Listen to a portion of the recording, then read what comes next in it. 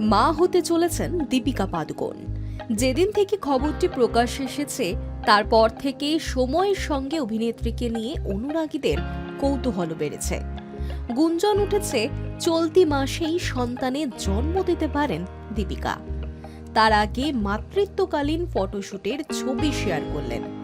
সাদা কালো সেই ছবি সোমবার নিজের সমাজ মাধ্যমে ভাগ করে নিয়েছেন অভিনেত্রী। তবে দীপিকা একা নন, ফটোশুটে অভিনেত্রীর সঙ্গে ছিলেন স্বামী রণবীর সিংও। ফটোশুটের জন্য একাধিক পোশাক বেছে নিয়েছেন অভিনেত্রী। রণবীরের পরনে টি শার্ট। ছবিগুলি প্রকাশ্যে আসার পরেই অনুরাগীরা দম্পতিকে ভালোবাসায় ভরিয়ে দিয়েছেন।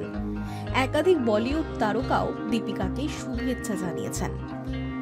উল্লেখ্য, দীপিকা সত্যি মা হতে চলেছেন নাকি তিনি সারোগেসির সাহায্য নিচ্ছেন তা নিয়ে গত কয়েক মাসে একাধিক জল্পনা হয়েছে। অনেকেই বলেছেন দীপিকার বেবি বাম্প নাকি ফেক, কিন্তু ছবি প্রকাশের পর সেই গুঞ্জনের অবসান হলো বলেই মনে করছেন অনুরাগীরা।